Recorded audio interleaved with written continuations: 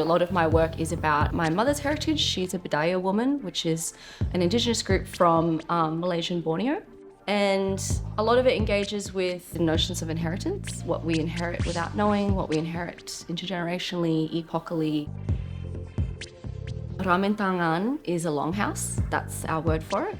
And a longhouse is a pre-colonial architectural feature of Indigenous people in Borneo. If you think about an apartment block that has been turned on its side, it's a long house and it has, literally, can have hundreds and hundreds of people living in them. If you lived in the village, you lived in the house. You didn't live outside of it, you know what I mean?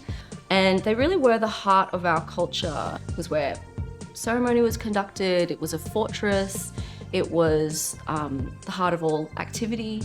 The longhouses that made up our village that I still go to visit my family are gone and they're replaced with Western style housing.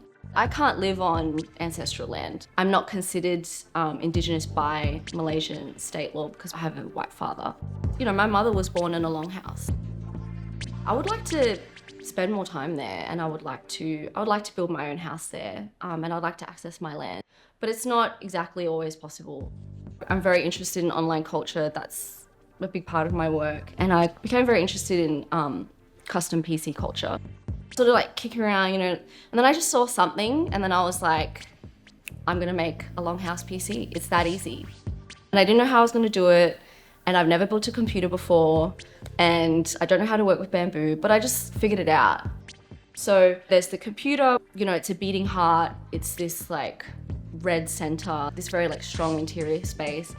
The door to the longhouse was carved with a crocodile. So we have kind of a totemic relationship with crocodiles. And on the other screen, there is some footage that I actually took on ancestral land. It's very hard to get to. There's a command prompt script that is taken from a book that I found on one of my trips to Sarawak called Adat Ngundah Ramin Bidayǔh, which means rituals to make a new longhouse. And I lifted some ritual chants from that book and I adapted them and put them as the command prompt. Names like, to the god of grandmas, to the god of sharks, to the god of, GPUs.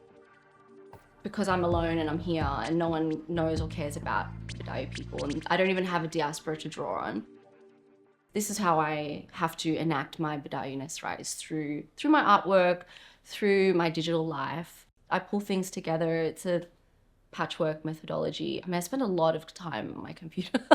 I'm just freaky. I just Google and I just do all kinds of weird stuff. Nothing sus, I will say. At the end of the day, it's really about me enacting my agency.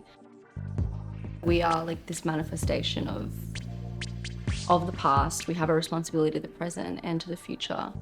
Indigenous people have always been able to live in the future, in the past, in the present. You can't think of time as linear if you take on this view that we inherit something that we don't know and we take it with us into the future.